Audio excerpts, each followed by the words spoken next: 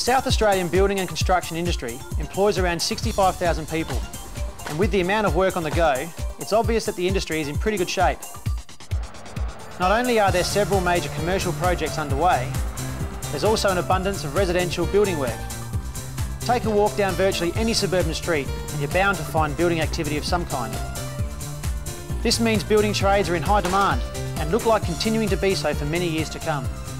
It's great news for people like us who work in the industry. There are so many fantastic opportunities at the moment, and running your own business is just one of them. Of course, with that comes many new challenges, and one of the greatest challenges I've found since running my own business is continually being able to meet work demands. Basically, at the moment, I've got more work than I can handle, and I've had to learn how to work through this. And that's when I decided I needed to take on an apprentice. Knowing how to actually go about putting on an apprentice is the first step, and surprisingly, it's pretty straightforward. There are generally two ways you can go about it. One is to privately indenture, meaning you actually employ the apprentice directly, and the other is to host an apprentice through a group training organisation, where all you really have to do is pay an hourly rate. Obviously, there are pros and cons associated with both, and ultimately, it's up to you to decide which way is most suited to you and your business. If you're thinking about privately indenturing an apprentice, keep in mind you'll have that apprentice for the entire duration of their apprenticeship, so bank on about 4 years. One of the benefits of doing it this way is continuity and being able to develop the apprentice to suit the culture of your business. You'll be able to build a good rapport with the apprentice and teach them exactly how you like things done. By privately indenturing an apprentice, you'll also be eligible to receive financial benefits from the CITB and Australian Apprenticeship Centres for commencements and completions. One of the main challenges associated with privately indenturing is providing and adhering to training procedures and getting a contract of training drawn up.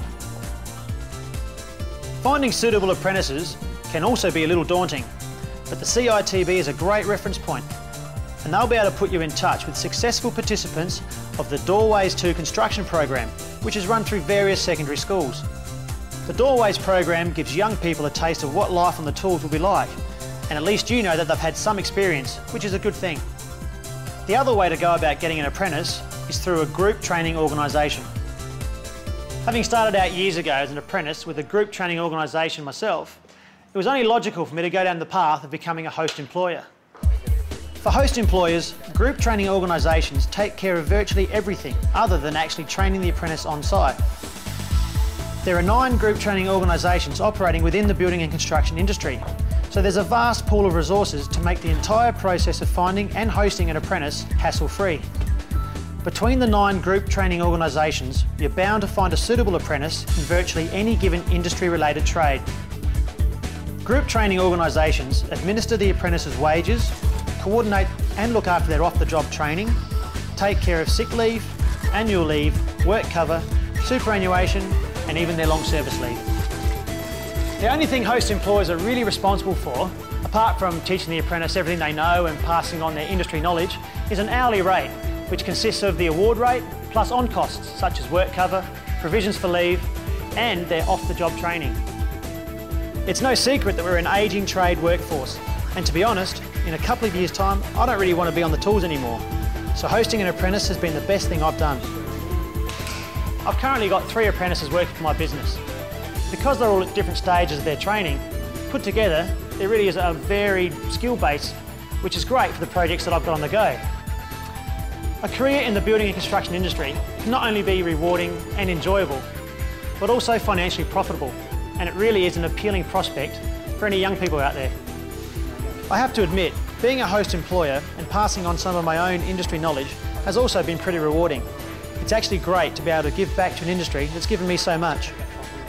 There are so many good news stories to come out of the building and construction industry about employers and their apprentices, and Ron Doogie's Painting and Decorating is just one of them.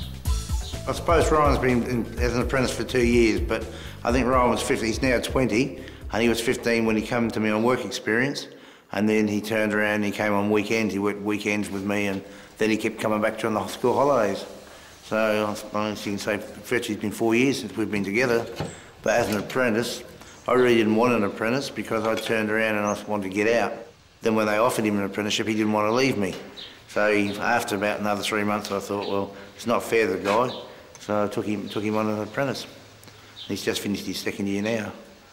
In a couple of years now I'll be getting out, and when I get out the business is Ryan's. It's already been, I've even put it in my will, so it's not a matter of saying to him, yeah, it's yours, I'm going. If I die tomorrow, everything is left to Ryan in my will. It's given to him. He doesn't buy it. The trailer, all the tools, all the brushes, the rollers, every single thing. I will stay with him for a little while. I'll gradually start phasing it out. I'll change the trailer and I'll put my name on the trailer, and then I'll gradually phase so that customers know me, and until the clients start getting to know Ryan, it's not fair just to chuck him in, and I'll be there to give him quotes, probably work 2 or 3 days a week just to support him, and then he's up and running. Oh, it's good. Treats me good, yeah. We work with good company, Ron's a good guy. The work's good. Private houses, some new houses, outside of houses, yeah, done some spray painting.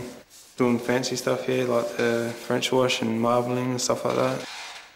Knowing that something that I've done looks good and people like it.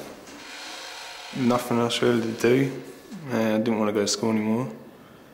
And I wouldn't say it's easy, it's not easy, but satisfaction of a job like that looks good. Well, we go to trade school. We learn all different stuff, like staining and spraying.